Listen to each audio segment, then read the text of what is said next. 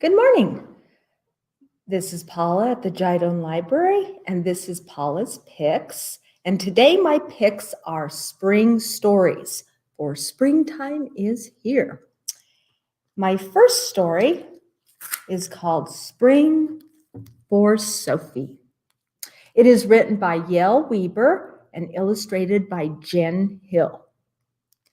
And I am reading this with permission from Simon & Schuster. Spring for Sophie. When will spring be here? Sophie asked her mom. Spring comes slowly, her mom told her. How will I know when spring is coming? The first way to tell that spring is coming is to listen for it. When you hear the birds start to sing their songs to each other, that's when you'll know spring is coming. That's what spring sounds like. So Sophie listened.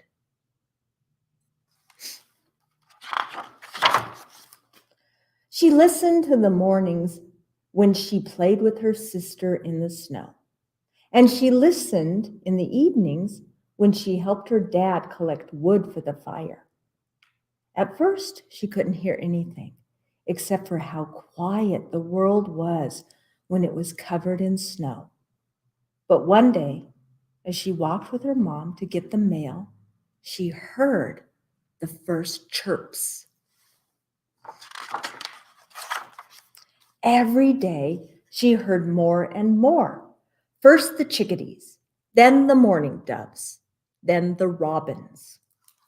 Soon, she could hear all kinds of birds calling to each other, announcing that spring was coming.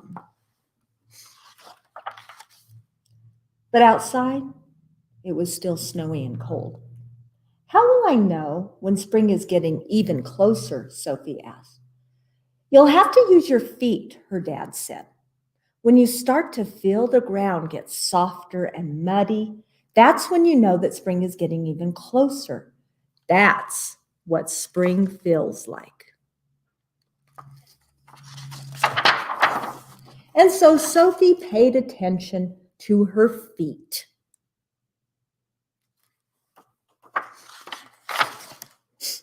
When she walked in the woods with her dad, the ground was still slippery and hard, and she had to hold her dad's hand. When she walked shadow with her mom, everything still felt icy. But then one day, the ground felt softer than before, and the snow was slushier. And pretty soon, her boots started sinking into the ground instead of slipping on top of it. Sophie felt spring getting closer.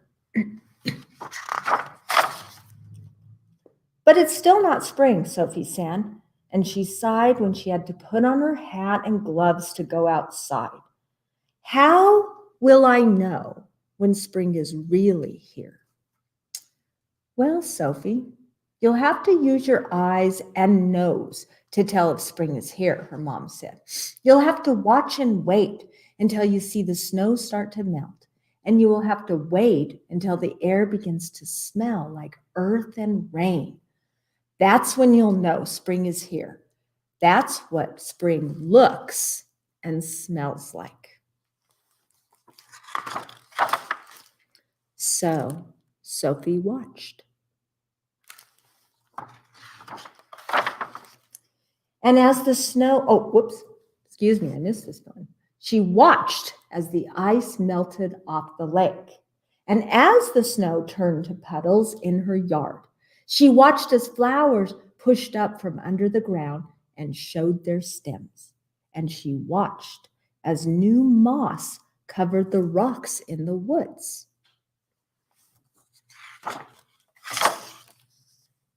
She saw the world turn from white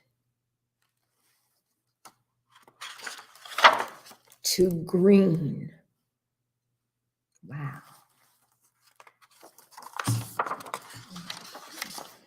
And then one day, after the snow had melted, Sophie smelled the air. She quickly put on her rain boots and raincoat and ran outside. Sophie looked up to the sky as the rain started to fall. Sophie, what are you doing? Called her dad. Sophie stuck out her tongue to catch the raindrops. Now I know spring is here, she called, because this is what spring tastes like. So spring is here. All right, my second story is called Finding Spring. It is both written and illustrated by Karen Berger, and I am reading this with permission from HarperCollins. Finding Spring. So somebody else is trying to find spring. The forest was growing cold. Mama said that soon it would be time to sleep, but all Maurice could think about was his first spring. S-P-R-I-N-G, spring, spring, he sang as they filled up on berries. I wish it was spring right now, Maurice told Mama. Waiting is hard, she said. Right now, it is time to sleep. Like bears do, huh? Maybe you will dream about spring, Mama whispered. Soon she was softly snoring, but Maurice was wide awake. I will go find spring, he said. And off he went.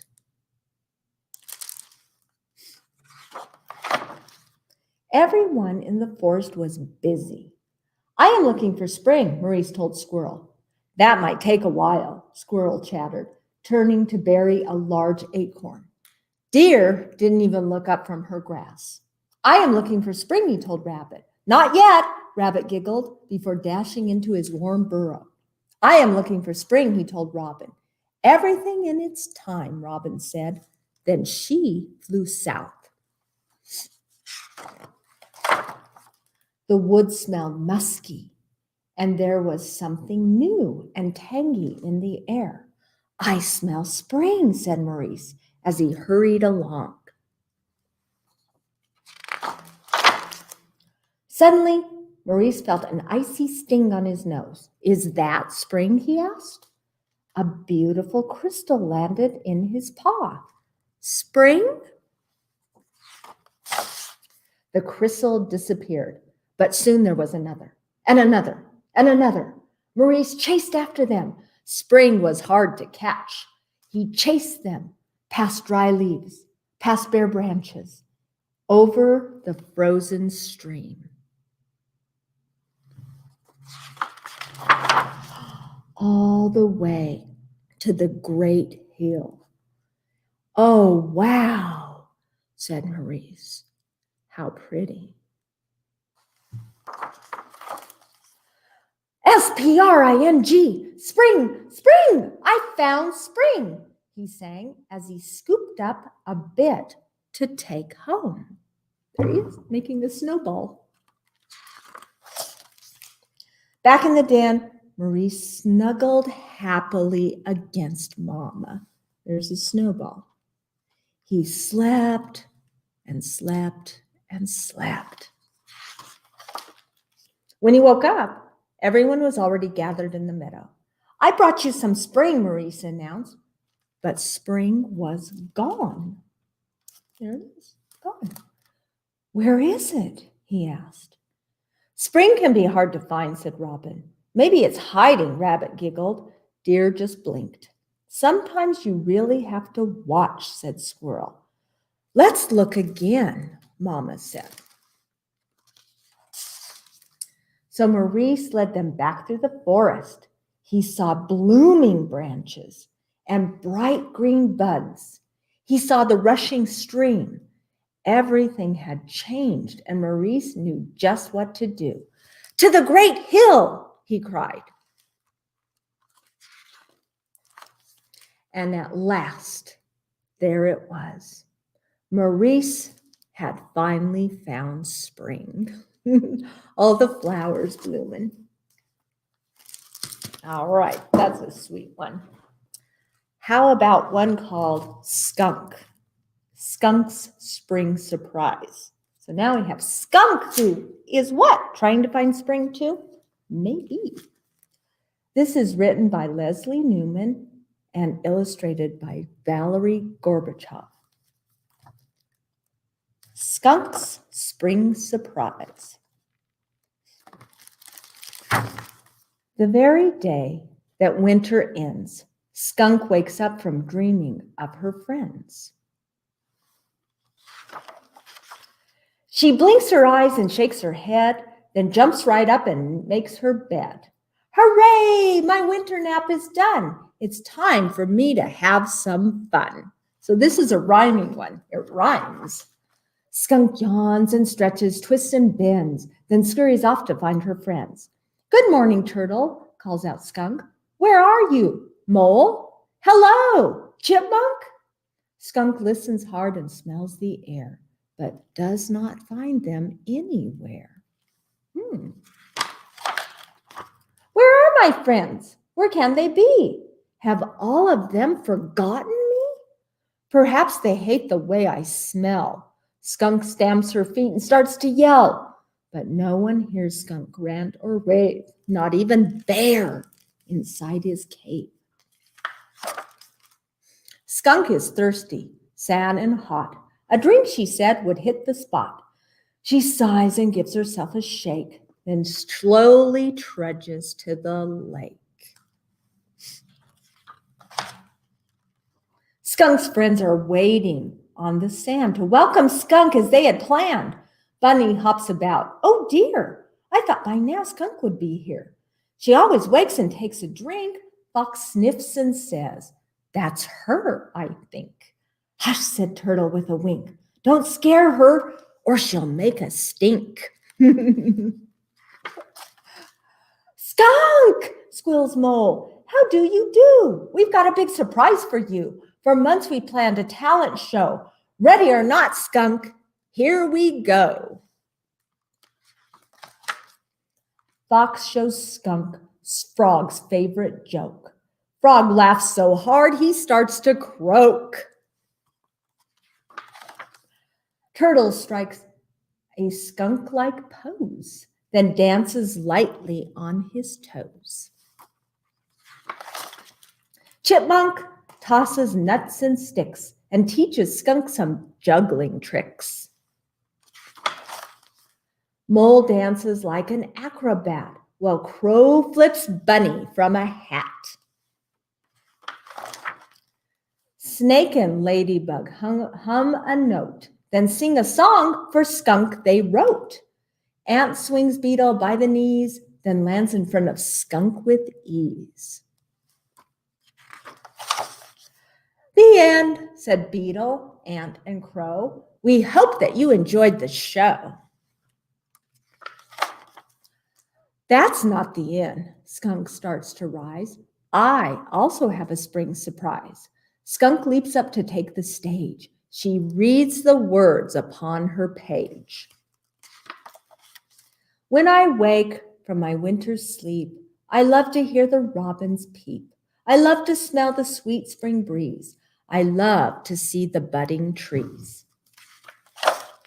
When I wake from my winter's rest, I'll tell you what I love the best. To see my friends down by the lake makes me so glad to be awake. Skunk's friends all clap and make a fuss.